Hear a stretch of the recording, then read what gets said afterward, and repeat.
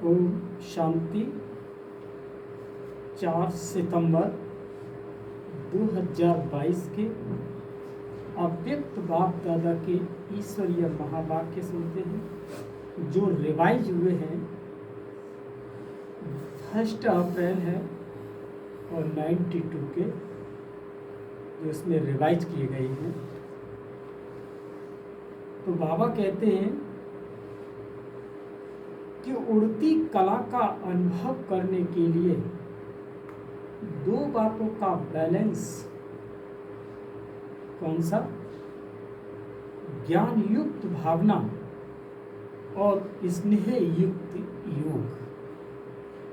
माना अपने जीवन में उड़ती कला का अनुभव करने के लिए दो बातों का बैलेंस बहुत जरूरी है।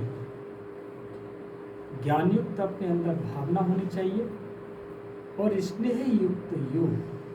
ऐसा नहीं कि हम किसी दूसरे की आत्मा को अगर हम डिस्टर्ब करते हैं तो वो ज्ञान युक्त भावना नहीं है। वही तो कहती थी दादी कि बच्ची सहेली मत बनाना किसी को, अगर सहेली नहीं सखी बनाना। और सखी का मतलब ये है कि ज्ञान युक्त भावना और स्नेह युक्त योग बना ले और बना दे, उसे कहते हैं सखी। और वरना सहेली तो वो है जो दूसरे के मन को डिस्टर्ब करते हैं, वो ज्ञान युक्त नहीं है। जिनकी बुद्धि चलायमान है, कभी इधर है कभी उधर कभी इधर, ऐसी आत्माएं सहेली होती हैं जो सखी नहीं होती। लगता है कि ये हमारी सखी है, लेकिन वो सखी नहीं, वो सहेली है। जिनके जीवन में ज्ञान युक्त भावना न हो और योग युक्त स्नेह न हो तो वो आत्माएं सहेली होती है। आज बाप दादा अपने स्नेही भावना मूर्त आत्माओं और ज्ञान स्वरूप योगी आत्माओं को देख रहे हैं। दोनों प्रकार की आत्माएं बाप को प्रिय हैं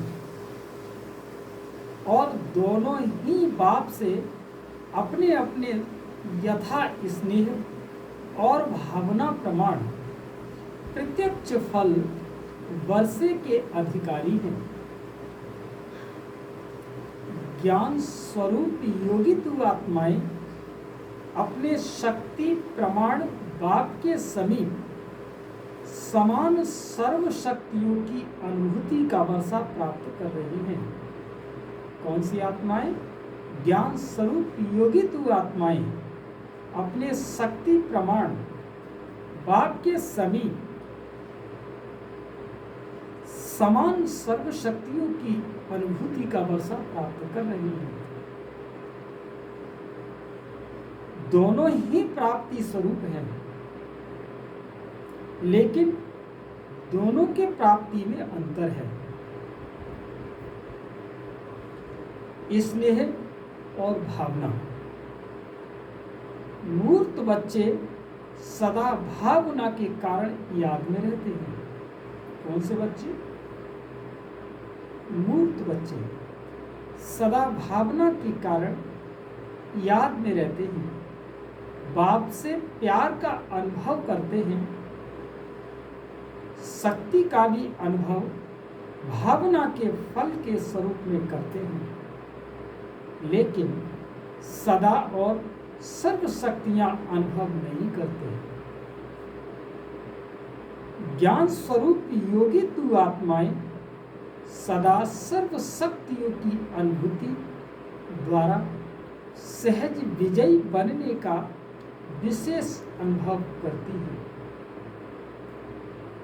समानता का अनुभव करती हैं।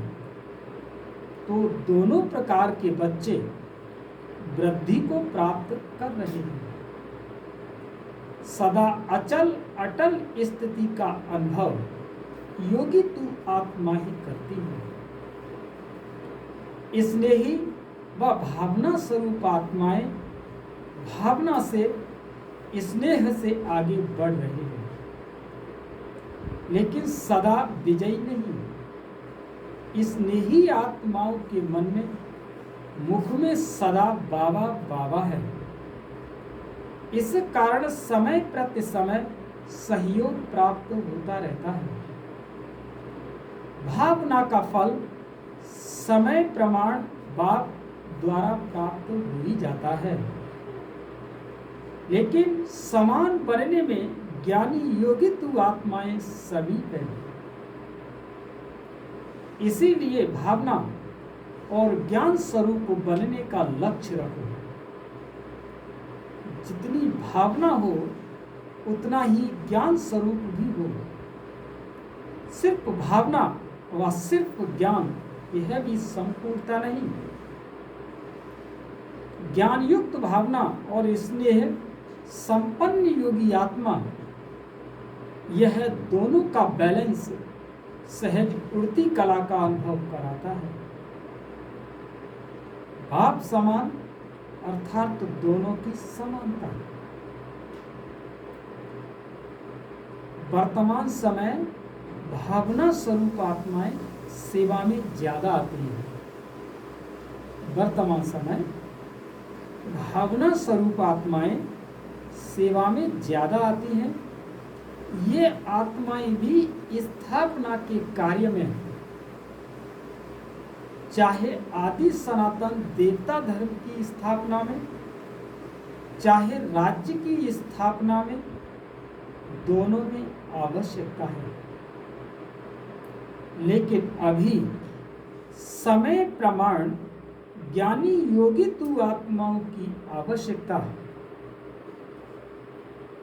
और ज्यादा है, क्योंकि आगे के समय में वैराग्य वृत्ति के वायुमंडल के कारण भावना स्वरूप आत्माएं और ही सहज आनी ही है।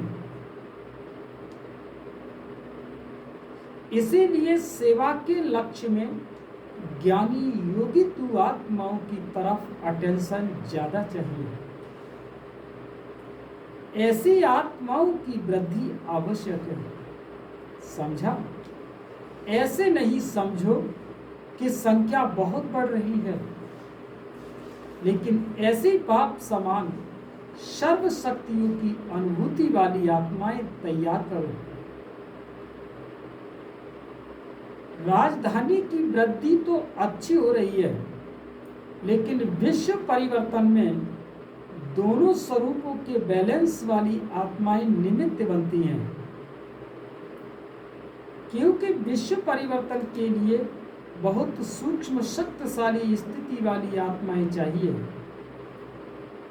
जो अपने वृत्ति द्वारा श्रेष्ठ संकल्प द्वारा अनेक आत्माओं को परिवर्तन कर सके। स्नेही व भावुक आत्मा स्वयं में बहुत अच्छे चलते हैं। माने स्नेही और भावुक आत्माएं स्वयं में बहुत अच्छे चलते हैं, लेकिन वह स्नेह वो भावना विश्व के प्रति नहीं होती, क्योंकि उनके अंदर भावुकता है। स्वयं के प्रति व कुछ समीप आत्माओं के प्रति होती है। बेहद की सेवा व विश्व प्रति सेवा बैलेंस वाली आत्माएं कर सकती हैं। बेहद की सेवा तो केवल विश्व के प्रति व सेवा बैलेंस वाली आत्मा ही कर सकती हैं, क्योंकि बेहद की सेवा वह अपनी शक्तिशाली मनसा शक्ति द्वारा शुभ भावना और शुभ कामना द्वारा होती है। तो बेहद की जो सेवा होती है वो शुभ भावना और शुभ कामनाओं के द्वारा होती है, और शुभ भावना और शुभ कामना ये सखी आत्मा के अंतर्गत ही होती है। सिर्फ स्वयं के प्रति भावुक नहीं, लेकिन औरों को भी शुभ भावना और शुभ कामना द्वारा परिवर्तित कर सकते हो। तो ऐसी भावना और ज्ञान स्नेह और योग शक्ति होनी चाहिए। ऐसी आत्माएं बने हो कि सिर्फ स्नेही भावुक आत्माओं को देख खुश हो रहे हो। आज बाबा भावुकता पे बहुत बोल रहा है, भावुक नहीं होना चाहिए। कल्याणकारी बने हो या बेहद विश्व कल्याणकारी बने हो, ये चेक करो। क्या रिजल्ट है कि बाप दादा ने सुनाया कि बाप को दोनों ही प्यारे हैं। दोनों प्रकार की आत्माओं को देख बाप दादा खुश होते हैं। कौन सी आत्माएं? भावुक और स्नेही आत्माएं को देख करके। फिर भी स्नेही आत्माएं बन बाप को अपना तो बना लिया ना, पहचान लिया, वर्षे के अधिकारी बन गए और कोटों में कोई की लाइन में आ गए। जिन्होंने ये भगवान को पहचान लिया, वो भी पुरुषार्थ की विधि के द्वारा भगवान को पहचानना, माना ज्ञान से पहचान लिया। तो किसी ने योग से नहीं पहचान पाया, किसी ने योग से पहचान लिया तो धारणाओं से नहीं जान पाया, और जिसने धारणाओं से भगवान को नहीं जान पाया तो किसी ने योग से जान पाया। लेकिन जिसने मन वचन कर्म तीनों से भगवान को पहचान लिया, बाबा कहते हैं वो बच्चे होते हैं कोटों में कोई, जो ज्ञान से भी पहचान ले, योग से भी पहचान ले, धारणाओं से भी पहचान ले और सेवा का भी भाव जान ले। ऐसी आत्माएं कोटों में कोई होती है। वो आत्माएं कभी डिससर्विस नहीं कर सकती। डिससर्विस उन आत्माओं से होती है जिन्होंने भावुकता से भगवान को जाना, योग से नहीं समझा। ऐसी आत्माएं कौन सी होती हैं? चलती आत्माएं होती हैं जो दूसरों को भी डिस्टर्ब करती हैं और अपना योग भी डिस्टर्ब कर लेती हैं। लेकिन वास्तव में वो आत्माएं हैं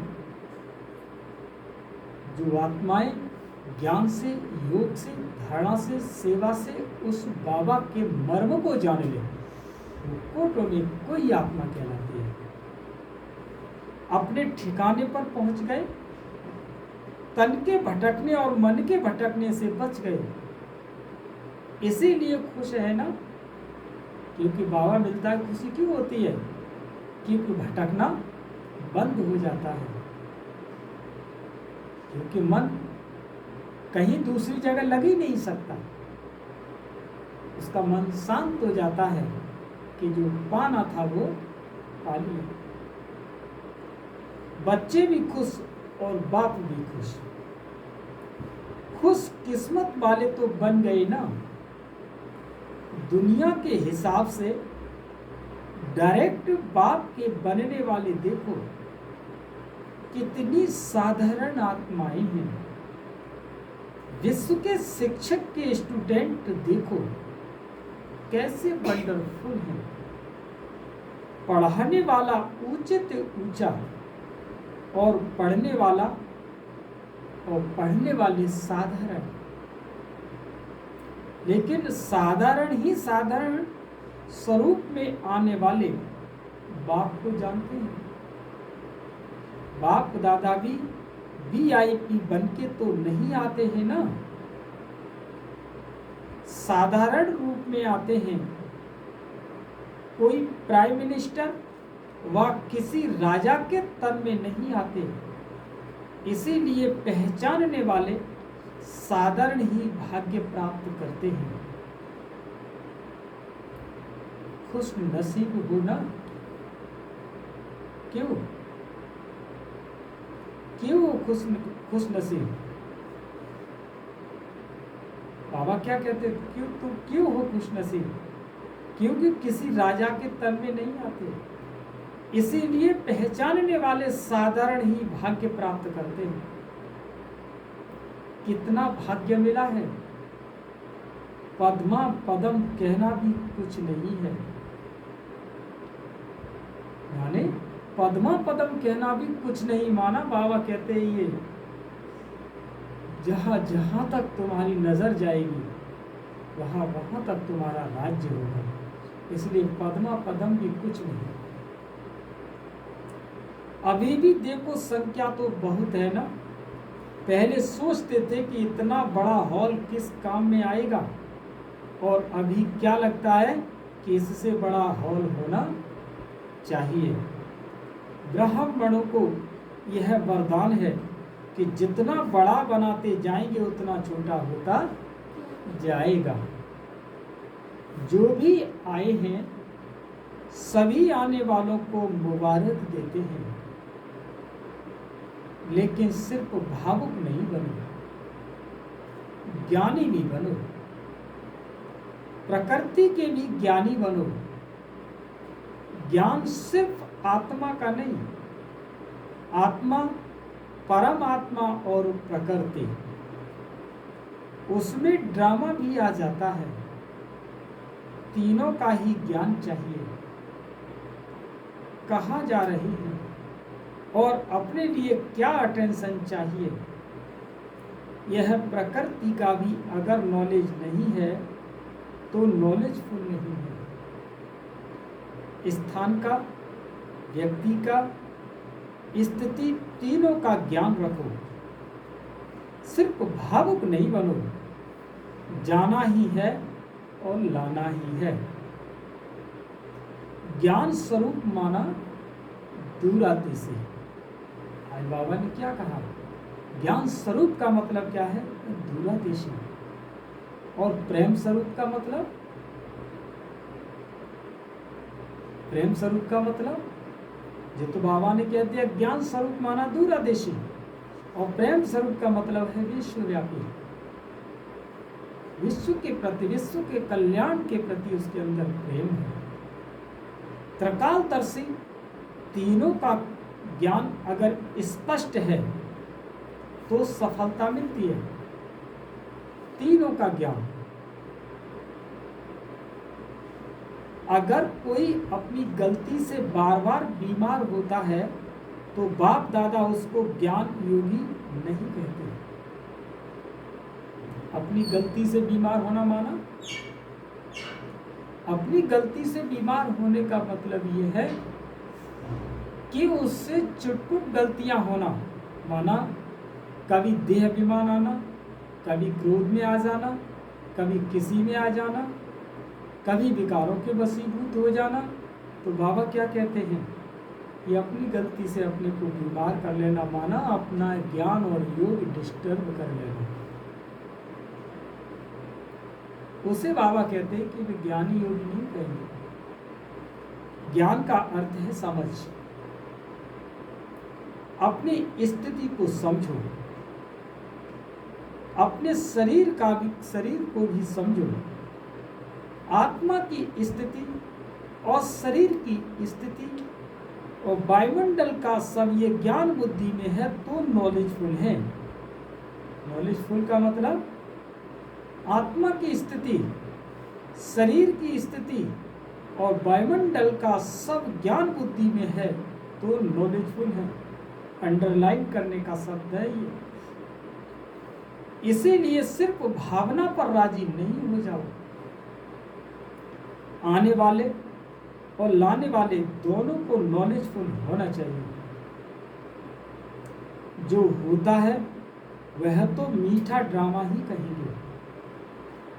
हलचल में तो नहीं आएंगे ना अचल, लेकिन आगे के लिए अटेंशन।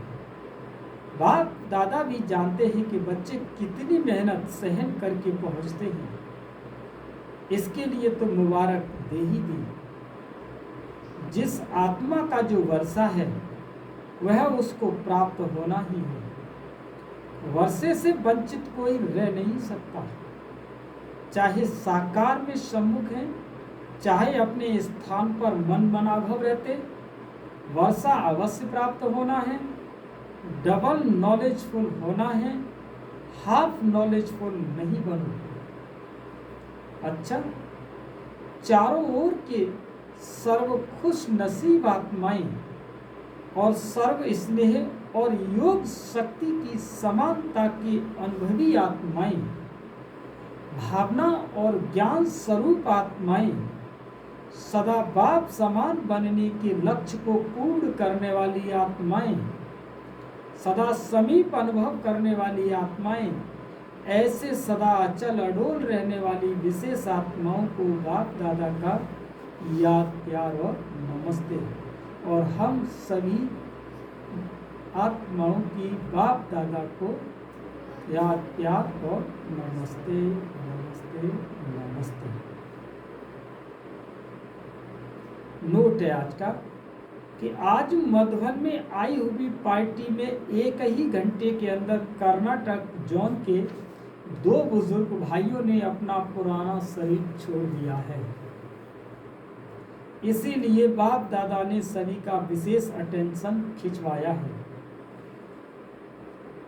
दादियों से अव्यक्त बाप दादा की मुलाकात, क्या कि संगठन की शक्ति संगठन को आगे बढ़ा रही है। अच्छी हिम्मत से एक दो को सहयोग दे वृद्धि को प्राप्त कर रही हो। आप निमित्त बनी हुई आत्माओं को हिम्मत अनेक आत्माओं की हिम्मत को बढ़ाती है। अगर हर परिस्थिति के अनुभवी बन गए, नथिंग न्यू लगता है ना। बाप दादा पर्दे के अंदर सकाश दे रहे हैं, लेकिन पार्ट बजाने वाली स्टेज पर आप आत्माएं हो, अच्छा पार्ट बजा रही हो। बाप दादा सदा महावीरों के निमित्त संगठन को विशेष अमृत वेले नंबर 1 उन्हीं आत्माओं को याद प्यार गुड मॉर्निंग करते हैं।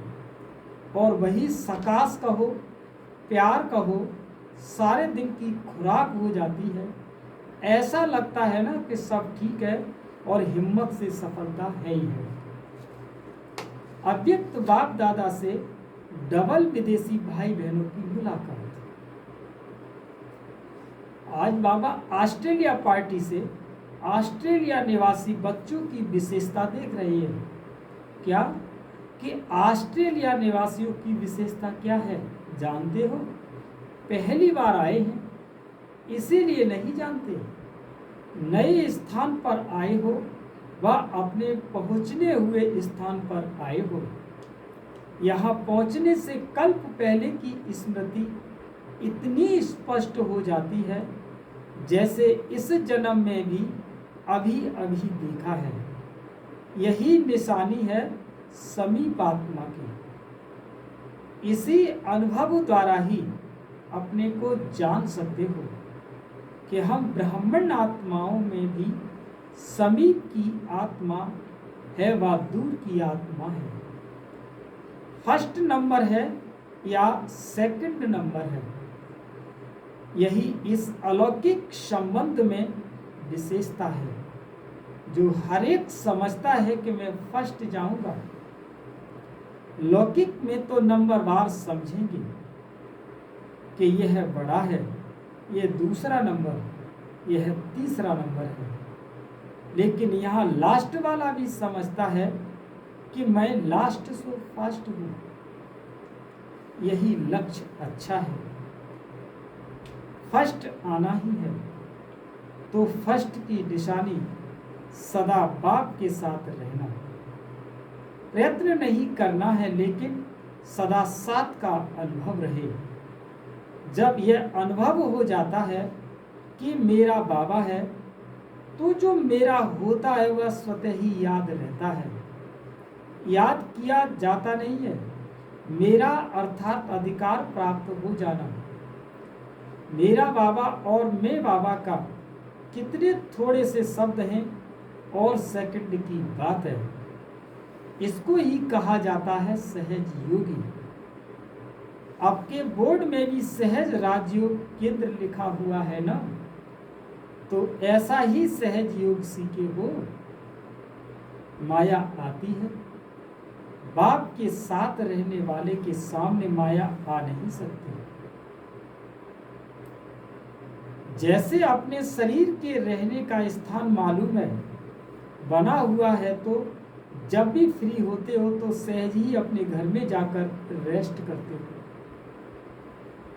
इसी रीति से सब मालूम है कि मुझे बाप के पास रहना है, यही ठिकाना है, तो कार्य करते भी रह सकते हो। ऐसे बुद्धि अनुभव हो कि हर एक अपनी तकदीर बनाकर और तकदीर बनाने वाले के सामने पहुंच गए हैं।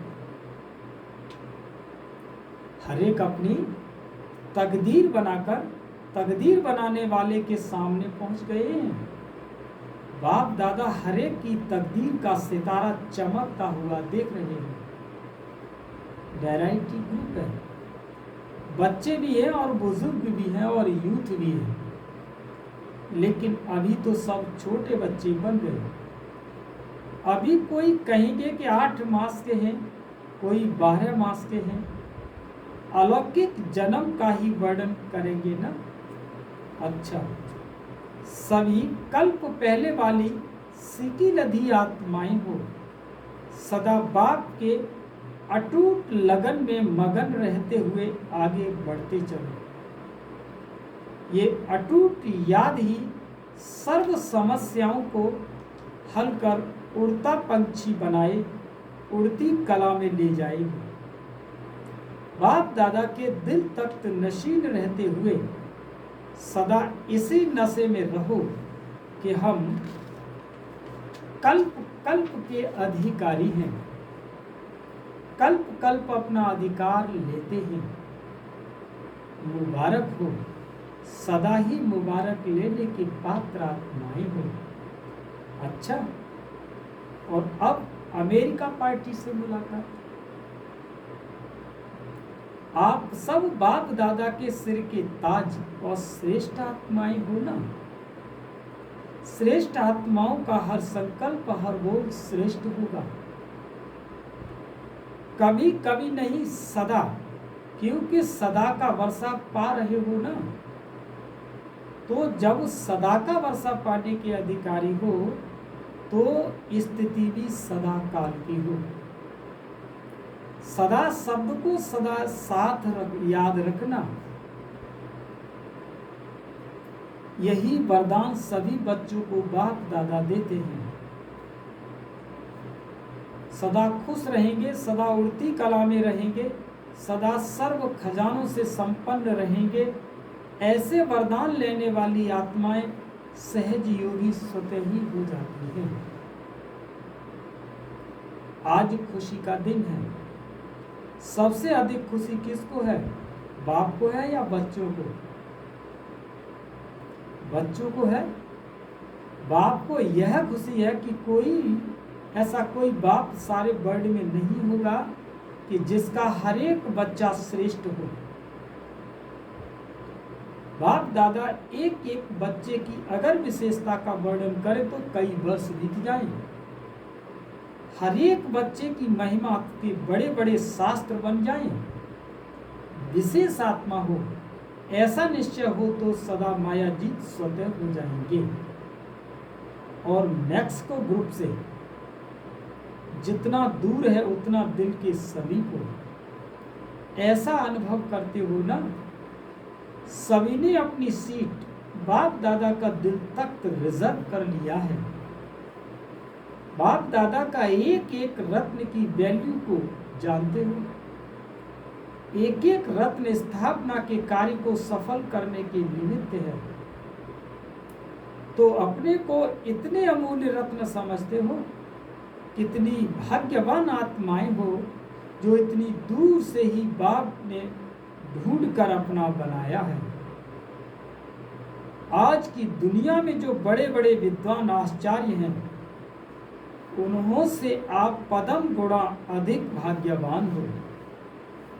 बस इसी खुशी में रहो कि जीवन में पाना था वो पा लिया। और आप न्यूजीलैंड से न्यू लैंड बना रहे हो ना। स्वयं को भी नया बनाना है तो विश्व को भी नया बनाएंगे ना। अपना एक्यूपेशन यही सुनाते और लिखते हो ना कि हम सभी विश्व का नव निर्माण करने वाले हैं।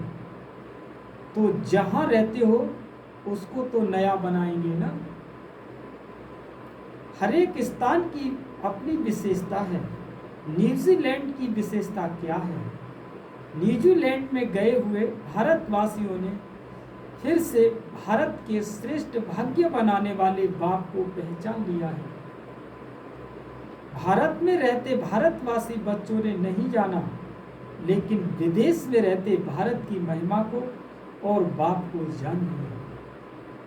न्यूजीलैंड में भारत के बिछड़े हुए बच्चे अच्छे अच्छे निकले हैं। टीचर्स पीछे मिली है, लेकिन सर्विस की स्थापना पहले की।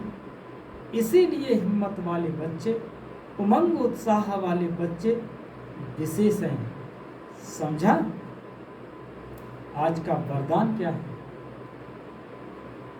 लगाव के सूक्ष्म धागों को समाप्त कर, लगाव के सूक्ष्म धागों को समाप्त कर उड़ती कला में उड़ने वाले संपूर्ण फरिश्ता भव। फरिश्ता अर्थात जिसका पुरानी दुनिया से कोई रिश्ता नहीं। तो सूक्ष्म रीति से चेक करो कि अंश मात्र भी कोई धागा अपनी तरफ आकर्षित तो नहीं करता। क्योंकि यदि कोई चीज अच्छी लगती है तो वह अपनी तरफ आकर्षित करती है ना। कई कहते हैं कि इच्छा नहीं है लेकिन अच्छा लगता है।